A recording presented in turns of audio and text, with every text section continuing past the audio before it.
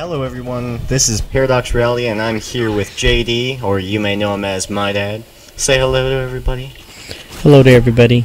As you can see here, we're watching one of his gameplays, and he's obviously using the best possible gun he could be, and he definitely understands the concept of shotguns as he tries to shoot a guy from 60 yards away, with a gun that obviously only has knifing range. Now, what do you say to that? Any comment? I have no idea what the name of the gun is I'm using. The name of the gun you're using is the KSG-12, I do believe. It is a shotgun, which is definitely not appropriate for this situation. So, would somebody with more experience be using this gun? Yes, and they wouldn't be shooting at people from 60 yards away. See, if you were only staying in close quarters combat, like right here, where you easily could have killed that guy, you know, that situation was okay for the gun. You just need to learn how to use this gun more appropriately. What does the swirly finger mean? That means rewind it so we can go back to that scene. What Which did I scene? do? The one in close quarters. What did I do wrong? Well, why don't we just go back a few more steps and you tell me let's what go I to the did. beginning. Okay, so tell me the first thing I did wrong. You're using this gun. This is the first thing you did wrong. Let's see right here. You see this guy, and you're immediately trying to shoot at him. In this situation, you do not do that. And this area of the map you're walking into is all long range. You're not going to get any close range battles here. You want to go in between the buildings where you're only going to see guys right up in their face. And shooting at this guy is just letting the enemies know, hey, I'm right here, come get me. Not the brightest idea. Now you're out in the open here. There could easily be enemies behind you, seeing as you're in free-for-all. These are your mistakes here. Never want to leave your back open. So right here, you're staying in areas where you're not going to get close range battles, and that's just not the right thing to do with this shotgun. Oh, I see. And you left your back open again. So right here, you could have had this guy, but you have to think faster than the enemy. You have to... I have to have a faster reaction. Yeah, like this guy was could have easily been as dumbfounded as you by the approach. But he just thought faster. Yeah, I'm trying to do those things that they don't expect. Yes. To have the upper hand. Yes. And especially when you're playing in free-for-all where the enemies could basically be anywhere, you never want to leave your back open. Or at least you don't want to just stop moving with your back open to where the enemies could be coming from.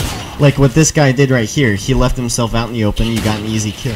So you're saying he was... He wasn't paying attention. Okay. I think he was actually a worse player than me. That's why I got so many kills. If you find somebody that actually holds that title, you let me know. And right here again, you throw your grenade totally off to the side, which does you no good. Okay, so going back to I chose the wrong gun as a new player. What gun should I have used? On this map, in free-for-all, a big part of free-for-all is when you're shooting an unsuppressed weapon, you're going to be showing up on the map, and everybody is going to see you.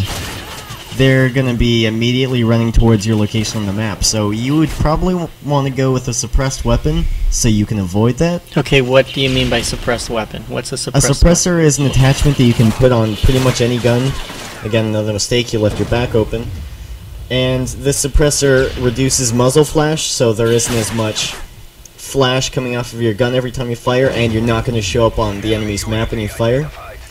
And it also slightly reduces the range on some guns, so you would not want to be using a shotgun with suppressor, for example, because then you literally just have knife range. What I would use on this map, since it's kind of medium short range, I would use a submachine gun like the UMP-45. I think that's an appropriate gun for this map. And most important, if you're going to be using that gun and you're trying to kill somebody at long range, you need to learn to fire your gun in bursts rather than just going full auto, because the recoil is going to throw you way off target. Okay, so when you say bursts, what do you mean by bursts? That means that when you're going to... You're pressing the trigger, you're only going to hold it for a few, like half a second, release, half a second, release. Okay, and then what is full auto, I think? Full auto is when you hold the trigger down non-stop and the bullets just keep streaming out. When you do this, the recoil is just going to go all over the place, your gun's going to be swaying around everywhere, and you're not going to hit your target at all when you do that. Well, wouldn't you agree that my gun goes all over the place anyway, even without the recoil? Your gun does because you need to practice aiming straight, but once you get... And right here, look at that. You missed this guy because there's an enemy behind you. That's another thing. Okay, you need to make sure that you're aware. Okay, so let's go back. Let's go back to that place. How would I have been aware? Can you rewind back to that? Well, first of all, this is it right here. On your map, you can see that there's an enemy shooting behind you, but yet you still go after this guy and let this guy get you. If you would have waited an extra second, you could have easily killed the guy in the back and then snuck up on the guy in the front. Okay, so let's see if we can go back one more time. So, are you saying the red dot next to the yellow arrow? That was an enemy. So this guy walks by, and there's a grenade. Let me just point out this grenade that was thrown. So we see there's these two guys coming. This guy walks past, he gets your attention, but you should have seen this grenade, which obviously wasn't thrown by him. And then this guy showed up on your map while he was shooting, and you were unaware of that. So those are the two clues that you should not have retreated out of your area. That's completely understand. Yes. So let's see if there's anything I did right. Well, you definitely did good sneaking up on that guy who was completely oblivious to you. Again, right here, you're moving slowly and you're not watching your back. And, again, trying to shoot somebody with a knife-range weapon at 60 meters away. He's totally oblivious to you. This guy's doing pretty bad. 5, 6. It takes him a minute to figure out you're shooting at him. So why couldn't I hit him? I shot because that gun has absolutely no range. I mean, if you walked up right to the edge of that building, you could have easily had a kill on him, but that wasn't what happened.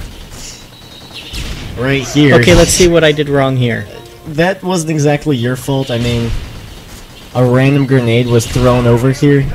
Can we see where it came from? Yeah, this kill cam shows it. He timed it perfectly so it exploded as it got to you guys, so there wasn't anything you could do in that situation except... Not be there. Not be there. Just bad luck right there. And this guy's shooting at you. He shot at you from behind, as you can see by your red mark, but that's what those red marks mean? Yes, those red circular marks show which direction the bullets are coming from. Okay, wait, can you go back? I saw a red flash on the ground. I don't understand what that red flash was. All that red flash was is somebody threw a care package. That's what that smoke is. There's an enemy care package dropping. 2 enemy care packages dropping where these 2 smoke grenades are. And you want to be careful picking these things up because oftentimes they're actually just traps. And when you go to pick them up, they could explode and get a kill on you. So generally, I do not pick up enemy care packages. Okay, so that little red line at the bottom of the screen is showing the direction of the enemy's fire, correct? Mm-hmm. Okay, and look at right here. What did I do? You missed him as you crouched, which slowed down your run speed a little bit, and you missed him. But you pulled out your shotgun and shot him well, so I'm proud of that kill. Yeah, in his back. Yes, I shot him in his back. Seems to be your most...